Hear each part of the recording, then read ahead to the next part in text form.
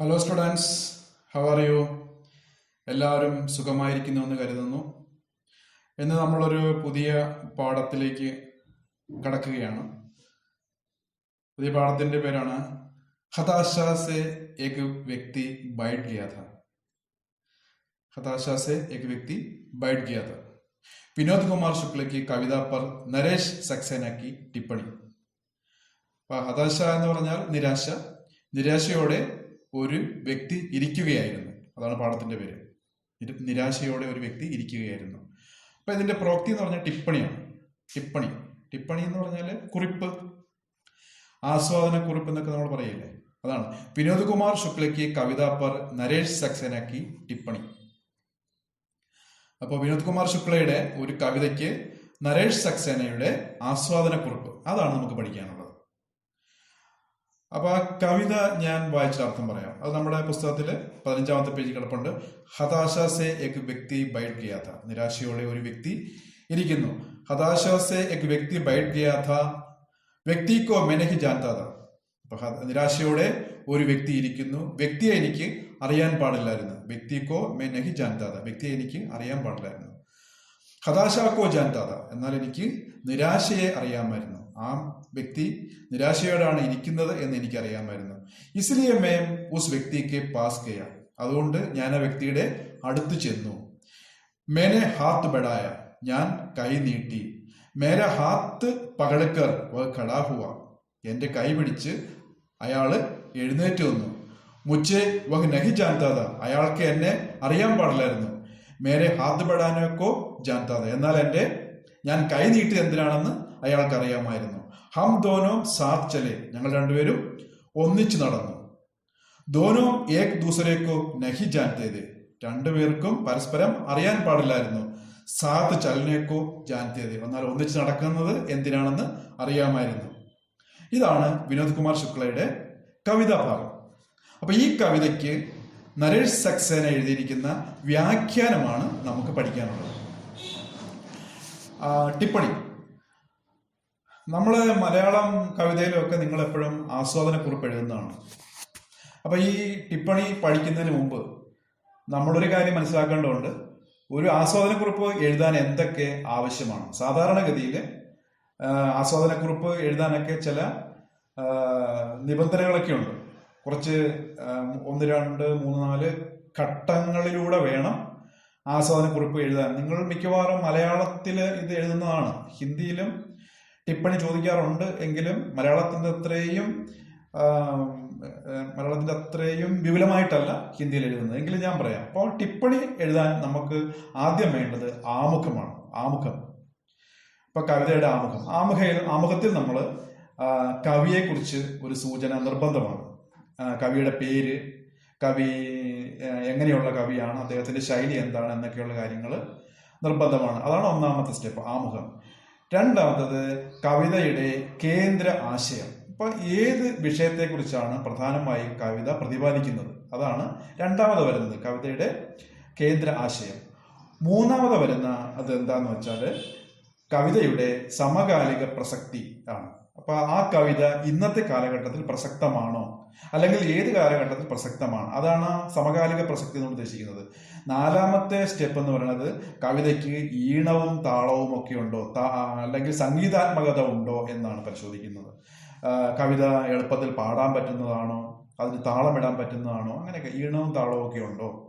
അഞ്ചാമത്തെ കാര്യം കവിതയുടെ ശീർഷകം, കവിതയുടെ പേര് കവിതയുടെ ആശയവുമായി പൊരുത്തപ്പെടുന്നുണ്ടോ, അതാണ് അഞ്ചാമത്തെ കാര്യം. ആറാമത്തെ കാര്യം എന്ന് പറയുന്നത് നമ്മുടെ സ്വയം നിരൂപണമാണ്. അപ്പൊ ഈ കവിതയെക്കുറിച്ചുള്ള നമ്മുടെ സ്വന്തമായ അഭിപ്രായങ്ങളും ആശയങ്ങളും വിമർശനങ്ങളും ഒക്കെ അവിടെ രേഖപ്പെടുത്താം. അതാണ് നിരൂപണം, സ്വന്തം അഭിപ്രായങ്ങൾ രേഖപ്പെടുത്താനുള്ള സ്ഥലം. ഏഴാമത്തെ ഭാഗമാണ് ഉപസംഹാരം, കൺക്ലൂഷൻ. അപ്പൊ ഈ കവിത എങ്ങനെയൊക്കെയുള്ളതാണെന്ന് പറഞ്ഞ് അതിന് നമ്മൾ പറഞ്ഞ് അവസാനിപ്പിക്കുന്ന കൺക്ലൂഷൻ. അപ്പൊ ഇത്രയും ഘട്ടങ്ങളിലൂടെ കടന്നു പോകുന്നതാണ് ഒരു ആസ്വാദന കുറിപ്പ് അല്ലെങ്കിൽ ഒരു വ്യാഖ്യാനം. നമ്മൾ എഴുതുമ്പോൾ ഇത്രയും കാര്യങ്ങൾ ശ്രദ്ധിച്ചിരിക്കണം. അപ്പൊ നമുക്ക് പതുക്കെ ഈ പാഠത്തിലേക്ക് വരാം. ഇനി നമുക്ക് നോക്കാം നരേഷ് സക്സേന ഈ വ്യാഖ്യാനം എങ്ങനെയാണ് എഴുതിയിരിക്കുന്നതെന്ന് നോക്കാം. ഓക്കെ, ഫസ്റ്റ് പാരഗ്രാഫ് ഞാൻ വായിക്കാം, നിങ്ങൾ നോക്കിക്കോളൂ പുസ്തകത്തിൽ. വിനോദ് കുമാർ ശുക്ല अपनी मौलिकता के साथ ही भाषा की अनगढ़ता के लिए विख्यात है, किंतु इस कविता में मौलिक होने के साथ ही वे काव्य शिल्प के सिद्ध कवि की तरफ दिखाई देते हैं. വിനോദ് കുമാർ ശുക്ല തന്റെ മൗലികതയ്ക്ക് സാത്ത്, മൗലികത എന്ന് പറഞ്ഞാൽ അദ്ദേഹത്തിന്റെ സ്വന്തമായ ശൈലി, ഒറിജിനാലിറ്റി, അദ്ദേഹത്തിന്റെ ഒറിജിനൽ ശൈലിയാണ് ഉദ്ദേശിക്കുന്നത്, തനിമ, സ്വന്തം ഒറിജിനാലിറ്റിയോടൊപ്പം തന്നെ ഭാഷയ്ക്ക് അൺഗഢത എന്ന് പറഞ്ഞാൽ കൃത്യതയില്ലായ്മ, ക്രമമില്ലായ്മ, അൺപോളിഷ്ഡ് എന്നൊക്കെയാണ് അവിടെ അർത്ഥം വരുന്നത്. അപ്പോൾ വിനോദ് കുമാർ ശുക്ല തന്റെ തനതായ ശൈലിയോടൊപ്പം തന്നെ ഭാഷയുടെ ക്രമമില്ലായ്മയ്ക്കും പ്രശസ്തനാണ്. അൺപോളിഷ്ഡ് ഭാഷ, അതാണ് അൺഗഢത ഉദ്ദേശിക്കുന്നത്. किंतु इस कविता में मौलिक होने के साथ ही वे काव्य शिल्प के सिद्ध कवि की तरफ दिखाई देते हैं. എന്നാൽ ഈ കവിതയിൽ തനത് ശൈലിയോടൊപ്പം തന്നെ അദ്ദേഹം കവിതയുടെ ഒരു മനോഹര കാവ്യരൂപം ഉണ്ടാക്കുന്ന കവിയുടെ രൂപത്തിലും പ്രശസ്തനാണ്. അപ്പൊ വാക്കുകളുടെ അർത്ഥം നോക്കിക്കോളൂ. കിന്തു എന്ന് പറഞ്ഞാൽ എന്നാൽ, കവിതാമേ മൗലിക ഹോനേക്ക് സാസ, സ്വന്തം ശൈലിയോടൊപ്പം തന്നെ കാവ്യശില്പക്ക് സിദ്ധ് കവിക്ക് രൂപമേ, കാവ്യ ശില്പം ഉണ്ടാക്കാൻ നല്ല എക്സ്പെർട്ടായ ഒരു കവിയുടെ രൂപത്തിൽ കാണപ്പെടുന്നു. അത്രയേ ഉള്ളൂ അതിന്റെ അർത്ഥം. അവിടെ നിന്ന് പരീക്ഷയ്ക്കൊന്നും സാധാരണ ചോദിക്കാറുണ്ട്, നിങ്ങൾ മനസ്സിലാക്കിയിരുന്നാൽ മതി. Next paragraph. कविता के अर्थ इतने सहज और साफ है कि उन्हें व्याख्या की दरकार नहीं. അപ്പൊ കവിതയുടെ അർത്ഥം വളരെ ലളിതമാണ്. സഹജ് എന്ന് പറഞ്ഞാൽ വളരെ ലളിതമാണ്. നോക്കട്ടെ,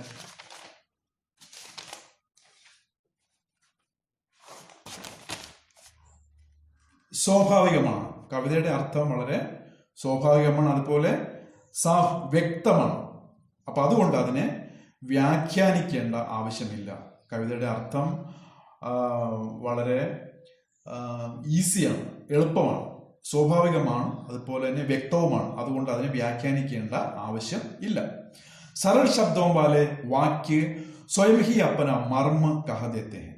അപ്പോൾ സരള എന്ന് പറഞ്ഞാൽ ലളിതമായ വാക്കുകളിലുള്ള കവിത, ലളിതമായ വാക്കുകളിലുള്ള വാക്യങ്ങൾ കവിതയുടെ അർത്ഥം സ്വയം തന്നെ വെളിപ്പെടുത്തുന്നു. മർമ്മ എന്ന് പറഞ്ഞാൽ സെന്റർ എന്നാണ്, സെന്റർ. അപ്പോൾ ഈ കവിതയുടെ വാക്യങ്ങൾ വളരെ ലളിതമായ വാക്കുകളിൽ ഉള്ളതുകൊണ്ട് അവ സ്വയം അർത്ഥം വെളിപ്പെടുത്തുന്നു. നെക്സ്റ്റ് പറയാം. വ്യക്തി കോ मैं नहीं जानता था, हताशा को जानता था, कहते ही वे जानने की हमारी उस जानी पहचानी रूढ़ी को तोड़ देते हैं. जो व्यक्ति के नाम, पदे, उम्र, ओहदे या जाति से जानने को जोड़ती है. അപ്പൊ ഒന്നുകൂടെ നോക്കിയോളൂ. വ്യക്തിക്കോ मैं नहीं जानता था, हताशा को जानता था. വ്യക്തിയെ എനിക്ക് അറിയാൻ പാടില്ലായിരുന്നു, എന്നാൽ നിരാശ എനിക്ക് അറിയാമായിരുന്നു. ഇങ്ങനെ പറയുമ്പോൾ അദ്ദേഹം ജാന്യ കി ഹമാരി ഉസ് ജാനി പഹചാനി രൂഢി കോ തോട് ദേത്തെ. അപ്പൊ ജാന്യ എന്ന് പറഞ്ഞാൽ അറിയുക. അപ്പൊ അറിയുക എന്നുള്ള നമ്മുടെ ആ പരമ്പരാഗതമായ ജാനി പഹചാൻ രൂഢിക്കോ, പരമ്പരാഗതമായ രീതിയെ അദ്ദേഹം തകർത്ത് കളയുന്നു. അപ്പൊ അറിയുക എന്ന് പറഞ്ഞാൽ, ഒരു വ്യക്തിയെ അറിയുക എന്ന് പറഞ്ഞാൽ എന്താണ്? അപ്പൊ ആ ജാനി പഹചാനി രൂഢി എന്താന്ന് പറയുകയാണ്. ജോ വ്യക്തിക്ക് നാം, പദേ, ഉമ്ര, വ്യക്തിയുടെ പേര്, പദ അഡ്രസ്, ഉമ്ര വയസ്സ്, ഓഹദ് പദവി അല്ലെങ്കിൽ ജാതി, ഏത് ജാതിയിൽപ്പെട്ട ആളാണ്, ഇങ്ങനെയൊക്കെയാണ് നമ്മൾ ഒരു വ്യക്തിയെ മനസ്സിലാക്കുന്നത് അല്ലെ അറിയുന്നത്. ഇങ്ങനെയൊക്കെയാണ് സാധാരണഗതിയിൽ നമ്മൾ ഒരു വ്യക്തിയെ അറിയാൻ ഉപയോഗിക്കുന്ന മാർഗങ്ങൾ. ഒരു വ്യക്തിയെ കാണുമ്പോൾ അറിയണമെങ്കിൽ നമ്മൾ അദ്ദേഹത്തിന്റെ പേര് ചോദിക്കും. താങ്കളുടെ പേരെന്താണ്, താങ്കൾ സ്വന്തം സ്ഥലം എവിടെയാണ്, അല്ലെങ്കിൽ താങ്കൾ ഏത് ഡിപ്പാർട്ട്മെന്റിലാണ് ജോലി ചെയ്യുന്നത്, എന്താണ് ജോലി. അപ്പൊ ഇങ്ങനെയൊക്കെയുള്ള കാര്യങ്ങളിലൂടെയാണ് നമ്മൾ ഒരു വ്യക്തിയെ അറിയുന്നത്. പുതിയതായിട്ട് നമ്മൾ പരിചയപ്പെടുന്ന ഒരു വ്യക്തിയെ അറിയുന്നത് അങ്ങനെയാണ്. പക്ഷെ കവി പറയുന്നു ഇതല്ല ശരിയായ മാർഗം. ഒരു വ്യക്തിയെ അറിയാനുള്ള ഈ പരമ്പരാഗത മാർഗമല്ല ശരി. പിന്നെ എന്താണ് കവി പറയുന്നു? യദി ഹം കിസി വ്യക്തി കോ ഉസ്കി ഹതാശ, നിരാശ, असहायता या उसके संकट से नहीं जानते तो हम कुछ नहीं जानते. അപ്പൊ കവി പറയാണ് യദി കിസി വ്യക്തിക്കോ ഉസ്കി ഹതാശ, ഒരു വ്യക്തിയുടെ നിരാശ, അവന്റെ ദുഃഖം, അവന്റെ നിസ്സഹായത, അവന്റെ സങ്കടങ്ങൾ, ഇതൊക്കെ നമ്മൾ അറിഞ്ഞില്ലെങ്കിൽ നമുക്ക് ആ വ്യക്തിയെക്കുറിച്ച് ഒന്നും അറിയാൻ പാടില്ല. അതാണ് കവി പറയുന്നത്. അപ്പോൾ ഒരു വ്യക്തിയെ അറിയാനുള്ള പരമ്പരാഗതമായ രീതി എന്താണ്? പേരറിയുക, അഡ്രസ് അറിയുക, സ്ഥലം അറിയുക, ജോലി അറിയുക, ജാതി അറിയുക, ഇങ്ങനെയുള്ള കാര്യങ്ങളിലൂടെ ഒരു വ്യക്തിയെ അറിയുന്നതല്ല ശരി. മറിച്ച് അവന്റെ നിരാശ, അവന്റെ ദുഃഖം, അവന്റെ പ്രശ്നങ്ങൾ, അവന്റെ സങ്കടങ്ങൾ, ഇതെല്ലാം മനസ്സിലാക്കിയാൽ മാത്രമേ നമുക്കൊരു വ്യക്തിയെ അറിയാൻ സാധിക്കുകയുള്ളൂ. അതാണ് ശരിയായ രീതി. ഈ കാര്യങ്ങളൊന്നും അറിയാൻ പാടില്ലെങ്കിൽ നമുക്ക് ആ വ്യക്തിയെക്കുറിച്ച് യാതൊന്നും അറിയാൻ പാടില്ല എന്ന്. सड़क पर घायल पड़े अपरिचित व्यक्ति को देखकर क्या हम कह सकते हैं कि उसे हम नहीं जानते? സടക്ക് എന്ന് പറഞ്ഞ റോഡിൽ മുറിവേറ്റ് കിടക്കുന്ന അപരിചിതനായ ഒരു വ്യക്തിയെ കണ്ടിട്ട് നമുക്ക് പറയാൻ സാധിക്കുമോ നമുക്ക് അയാളെ അറിയില്ല, നമുക്ക് അയാളെ അറിയാൻ പാടില്ല എന്ന് നമുക്ക് പറയാൻ സാധിക്കുമോ? वास्तव में हम जानते हैं कि यह व्यक्ति मुसीबत में है और इसे हमारी മദത് കി ജരൂരത്ത്. വാസ്തവത്തിൽ നമുക്കറിയാം, നമുക്ക് ആ വ്യക്തിയെ അറിയാം. വാസ്തവം നമുക്ക് ആ വ്യക്തിയെ അറിയാം. എങ്ങനെയാണ് അറിയുന്നത്? അവൻ മുസീബത്ത് മെഹ്, മുസീബത്ത് അപകടത്തിലാണ്. നമുക്കറിയാം ആ വ്യക്തി അപകടത്തിലാണ്. ഇസെ ഹമാരി മദത് കി ജരൂരത്ത്, ഹമാരി മദത്, സഹായം, ഇവന് നമ്മുടെ സഹായം ആവശ്യമുണ്ട്. അങ്ങനെ ആ വ്യക്തിയെ നമുക്കറിയാം. അപ്പൊ ഇങ്ങനെ റോട്ടിൽ അപകടത്തിൽ പെട്ട് കിടക്കുന്ന അപരിചിതനായ ഒരു വ്യക്തിയെ കാണുമ്പോഴത്തേക്ക് നമ്മൾ അയാളുടെ ജാതി ഏതാണെന്ന് അന്വേഷിക്കാറുള്ളത് ആണോ? നമ്മൾ അയാൾ ക്രിസ്ത്യാനിയാണോ നായരാണോ എന്നാണോ അന്വേഷിക്കാറുള്ളത്? അല്ലെങ്കിൽ അയാൾ ഏത് നാട്ടുകാരാണോ എന്ന് അന്വേഷിക്കാറുള്ളത്? അല്ല, പിന്നെന്താണ്? നമ്മൾ പ്രത്യേകം പെട്ടെന്ന് മനസ്സിലാക്കുന്ന ഒരു കാര്യം എന്താണ്? അയാൾ അപകടത്തിലാണ്, അയാൾക്ക് എത്രയും പെട്ടെന്ന് വൈദ്യസഹായം ആവശ്യമുണ്ട്, അതുകൊണ്ട് അയാളെ ഒരു ഹോസ്പിറ്റലിൽ എത്തിക്കണം. ഇതാണ് നമ്മൾ അറിയേണ്ടത്. ഈ കവിത മനുഷ്യക്ക് ഇത്ര ജാന്യക്ക് യാതിലാത്തിക. ഈ കവിത മനുഷ്യനെ മനുഷ്യനായിട്ട് അറിയാൻ നമ്മളെ ഓർമ്മപ്പെടുത്തുന്നു. അല്ലെങ്കിൽ നമ്മൾ കുറച്ച് മനുഷ്യത്വം കാണിക്കണം.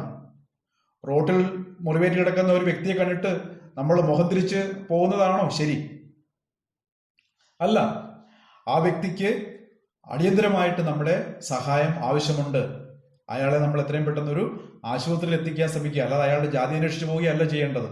അതാണ് കവി പറയുന്നത്.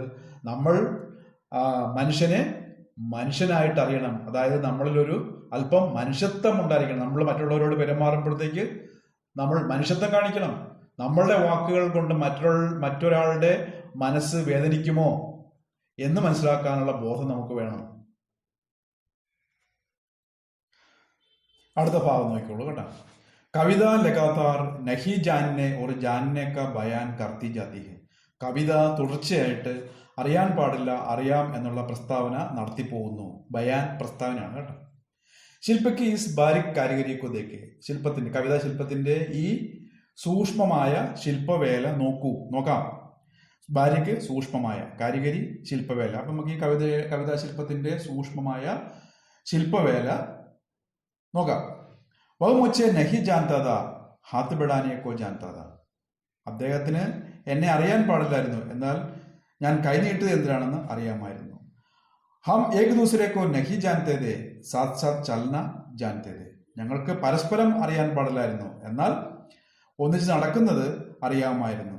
യഹ് നഹി ജാനന और जानना कविता में किसी लोकगीत के स्थाई की तरफ बार बार लौटता है. ഈ നഹി ജാന്ന ഒരു ജാന്ന എന്നുള്ള വാക്കുകൾ കവിതയിൽ ഏതോ നാടോടിപ്പാട്ടിന്റെ വായ്ത്താരി പോലെ വീണ്ടും വീണ്ടും മടങ്ങി വരുന്നു. ലോക്ഗീത് എന്ന് പറഞ്ഞാൽ നാടോടിപ്പാട്ടാണ്. സ്ഥായി,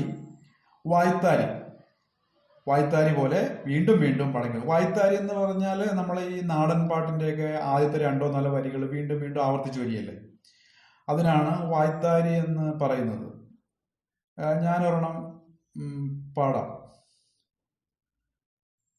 നിന്നെ കാണാൻ എന്നെക്കാളും ചന്തം തോന്നും കുഞ്ഞിപ്പെണ്ണെ, എന്നിട്ടെന്തേ നിന്നെ കെട്ടാൻ ഇന്നുവരെ വന്നില്ലാരും. ഇതാണ് വായ്ത്താരി. ഇതിങ്ങനെ ആ പാട്ടിലുടനീളം ഇങ്ങനെ ആവർത്തിച്ചുകൊണ്ടിരിക്കും. അപ്പോൾ കവി പറയുന്നത് ജാന നഹി ജാന എന്നുള്ളത് ഒരു വായ്ത്താരി പോലെ ഈ കവിതയിൽ ആവർത്തിച്ചു വരുന്നു.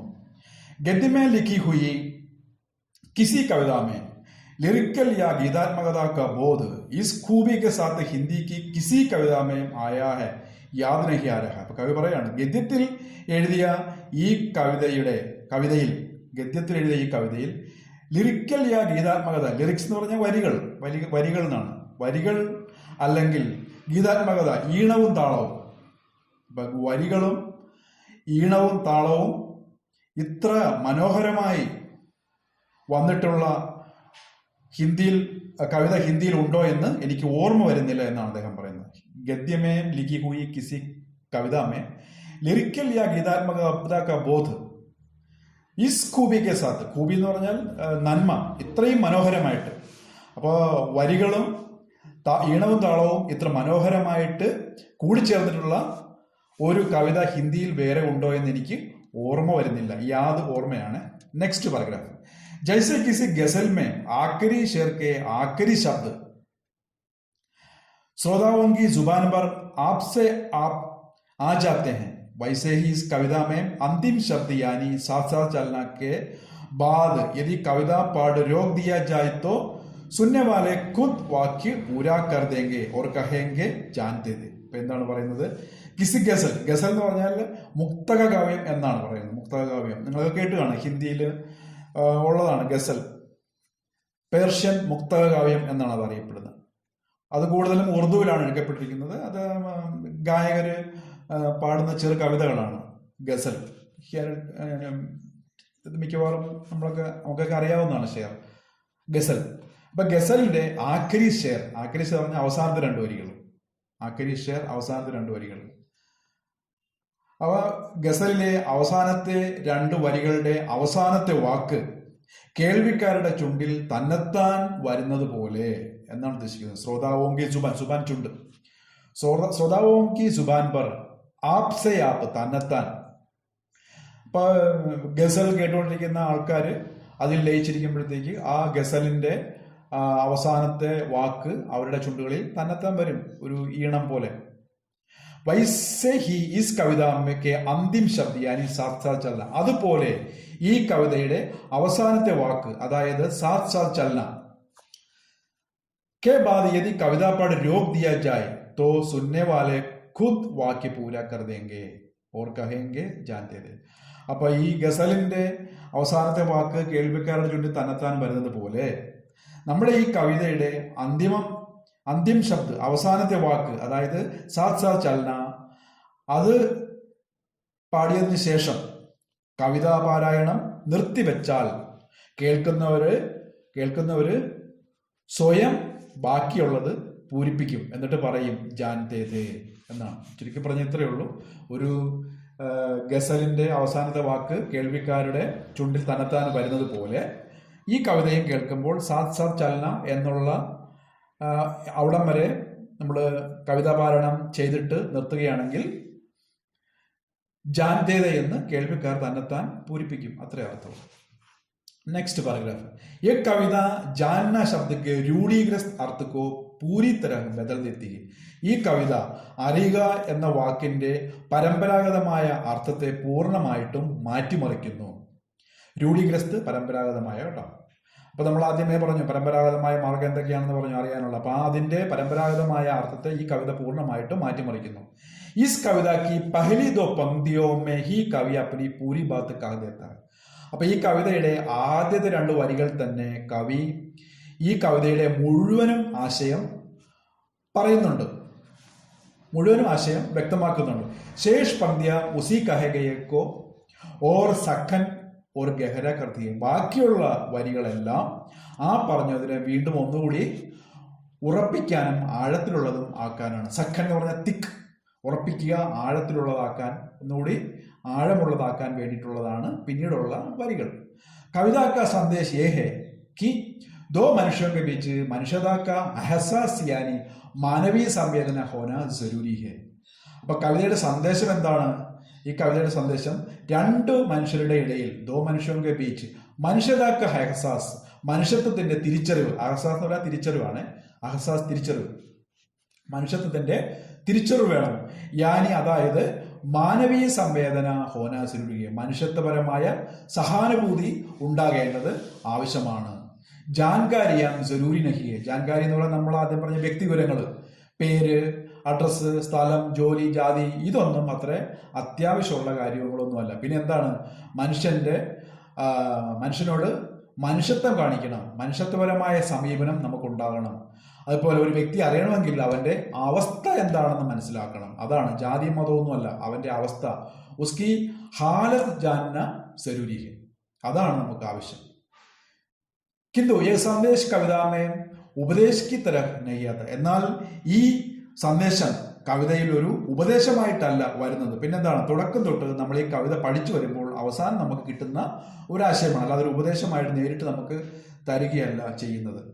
അപ്പൊ എങ്ങനെയുണ്ട് നമ്മുടെ ആസ്വാദനം, ടിപ്പണി, വ്യാഖ്യാനം ഇഷ്ടപ്പെട്ടോ? അപ്പൊ ഇത് എന്ത് സന്ദേശമാണ് തരുന്നത്? മനുഷ്യരുടെ ഇടയിൽ എന്താണ്, മനുഷ്യത്വപരമായ ഒരു സമീപനം ഉണ്ടാകണം, മനുഷ്യത്വപരമായ ഒരു തിരിച്ചറിവ് നമുക്ക് വേണം, മറ്റുള്ളവരെ സഹായിക്കാനുള്ള ഒരു മനസ്സ് വേണം.